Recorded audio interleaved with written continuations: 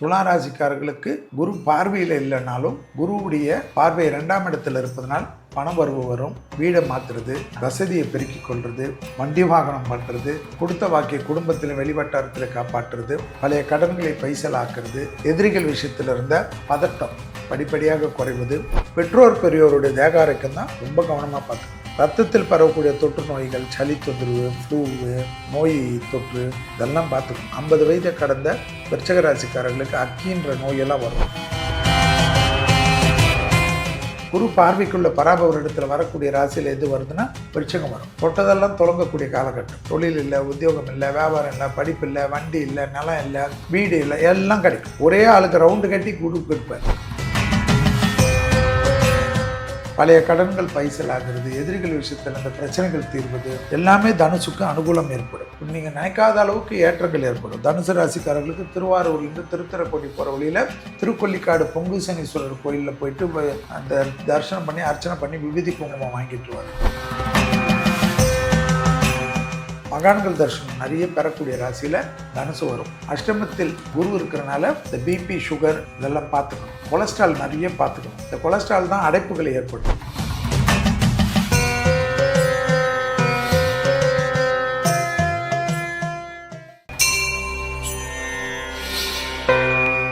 புரோக் பக்தி நேயர்களுக்கு வணக்கம். இன்று நம்முடன் யதார்த்த ஜோதிடர் திரு செல்வி அவர்கள் நம்மோடு இணைந்துள்ளார்.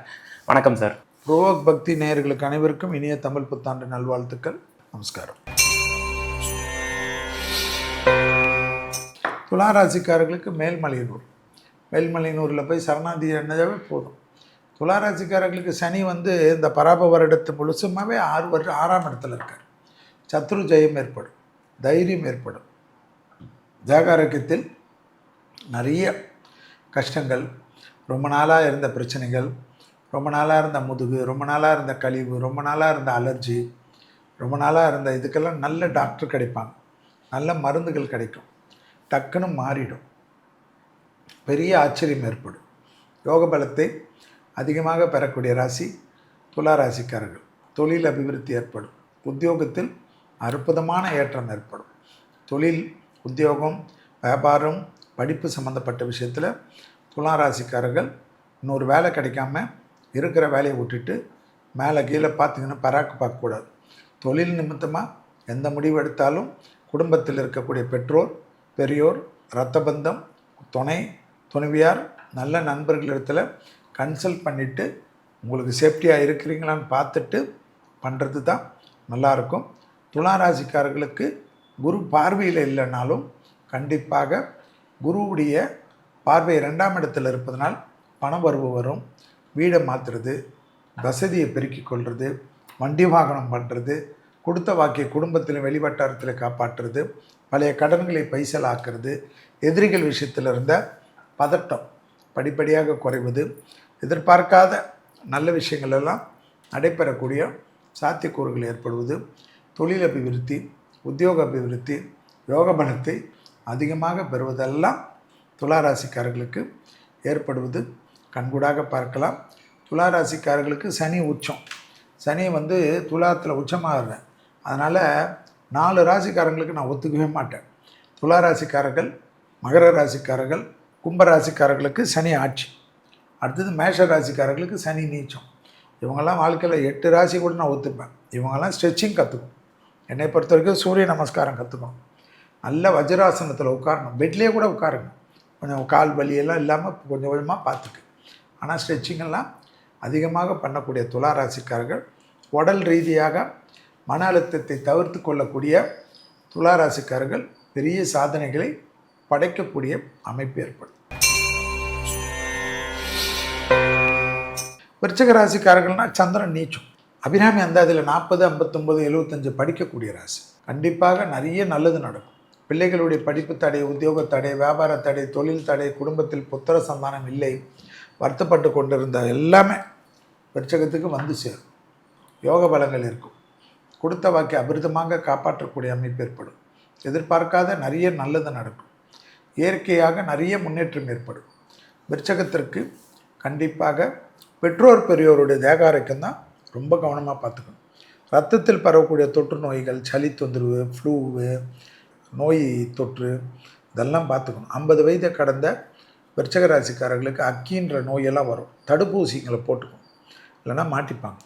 அதெல்லாம் வந்து ஷிங்கிள்ஸ்னு ஒரு நோய், அது ஷிங்கிள்ஸோ ஏதோ ஒன்று வரும். அதை நீங்கள் போய் டாக்டர்கிட்ட கேட்டுங்க. அக்கினே பேர் அதுக்கு. அந்த நோயெல்லாம் விருச்சகத்துக்கு காட்டுரு. அதனால் நீங்கள் தான் போயிட்டு டாக்டரை பார்த்துட்டு அது உங்கள் ஃபேமிலி டாக்டர்கிட்ட கன்சல்ட் பண்ணிவிட்டு தயவுசெய்து பார்த்துக்குங்க. ஏன்னா நல்ல காலகட்டம், நிறைய நல்லது நடக்கும். அதே போல் வயிற்று உபத்திரமும் விருச்சகம் பார்த்துக்கணும் கொஞ்சம். அதே போல் வந்து பிள்ளைகளோட பூத கண்ணாடி ஆராய்ச்சி வச்சுக்கூடாது. பெற்றோர் பெரியவரோட தேக ஆரோக்கியம் பார்த்துக்கணும். பெரியவங்களோட தகராறு வச்சுக்கூடாது. தொலை தூரத்தில் இருந்தாலும் அடிக்கடிக்கு ஃபோனில் பேசணும், யாரோட பேரண்ட்ஸோட. அதே போல் திருமண தடைகள் பரிபூர்ணமாக நிவர்த்தி ஏற்படும். குரு பலத்துக்குள்ளே வராங்க. 9ஆம் இடத்துல குரு வருது, யாருக்கு? விருச்சகத்துக்கு. அப்போது அவங்க பெரிய ஜெயம் ஏற்படும், பெரிய சந்தோஷம் ஏற்படும், ஆச்சரியத்தக்க முன்னேற்றம் ஏற்படும்.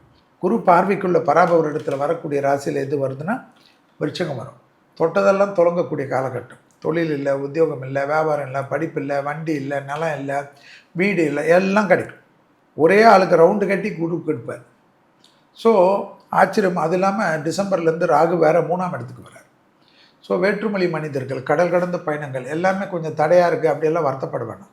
உங்களுடைய கார்த்திகை மாதத்தில் சூரியன் உங்களை கிராஸ் செய்த பிறகு மார்கழி மாதத்திலேருந்து இவர்களுக்கு ஏறுமுகம் ஆரம்பிச்சிடும். அதாவது நிறைய வெளிநாடுகளுக்கு அதிகமாக போகக்கூடிய ராசியில் யாருன்னா விருச்சிக ராசிக்காரர்கள் வருவார்கள். அதே போல் நிறைய நல்லது நடக்கும், சுபகாரியங்கள் நடக்கும். விருச்சிக ராசிக்காரர்கள் இருக்கக்கூடிய வீட்டிலே மற்ற ராசிக்காரர்களுக்கு யோகம் ஏற்படும். ஸோ விருச்சகம் என்றாலே செல்விக்கு பிடிக்காதுன்னு சொல்லுவாங்க. ஆனால் இப்போ செல்விக்கு இந்த வருஷம் பிடிக்கும். ஏன் பிடிக்கும்னா விருச்சகம் அந்த அளவுக்கு ஜெயிக்கும், பெரிய ஆள். ஆனால் கூட இருக்கிறவங்க விஷயத்தில் கொஞ்சம் கவனமாக இருக்கணும். வேலையாட்கள் விஷயத்தில் கவனமாக இருக்கணும். உடன் வேலை செய்பவர்கள், உங்களுடன் பணியாற்றுவர்களும் உங்களுக்கு எதிராக மறைமுகமாக சதி செய்யலாம்.